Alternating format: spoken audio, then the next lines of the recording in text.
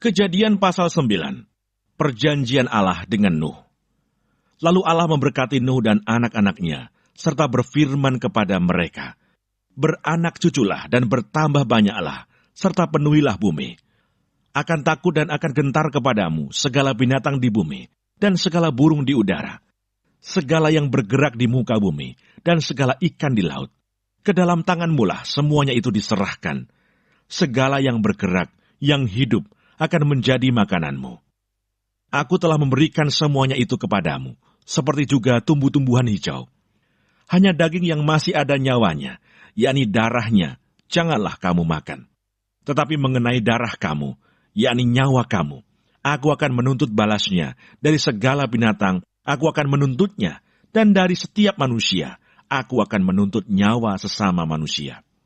Siapa yang menumpahkan darah manusia, darahnya akan tertumpah oleh manusia. Sebab Allah membuat manusia itu menurut gambarnya sendiri. Dan kamu beranak cuculah dan bertambah banyak, sehingga tak terbilang jumlahmu di atas bumi. Ya, bertambah banyaklah di atasnya." Berfirmanlah Allah kepada Nuh dan kepada anak-anaknya yang bersama-sama dengan dia, "Sesungguhnya aku mengadakan perjanjianku dengan kamu dan dengan keturunanmu, dan dengan segala makhluk hidup yang bersama-sama dengan kamu, burung-burung, ternak, dan binatang-binatang liar di bumi yang bersama-sama dengan kamu, segala yang keluar dari bahtera itu, segala binatang di bumi. Maka kuadakan perjanjianku dengan kamu, bahwa sejak ini tidak ada yang hidup yang akan dilenyapkan oleh air bah lagi, dan tidak akan ada lagi air bah untuk memusnahkan bumi."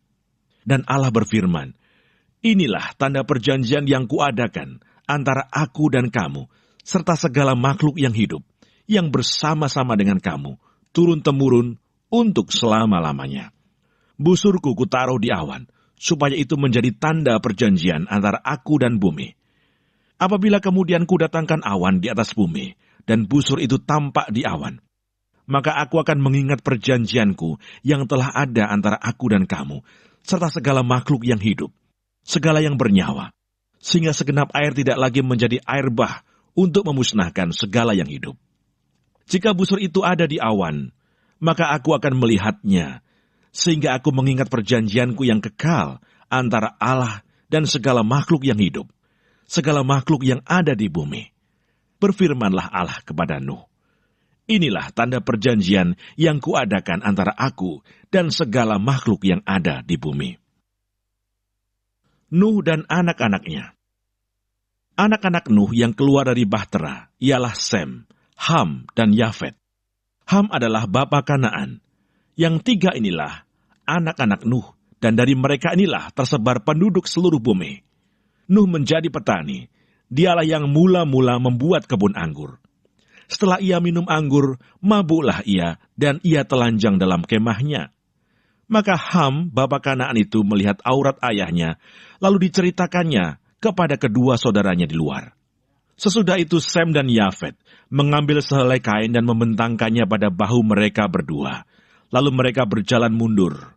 Mereka menutupi aurat ayahnya sambil berpaling muka, sehingga mereka tidak melihat aurat ayahnya.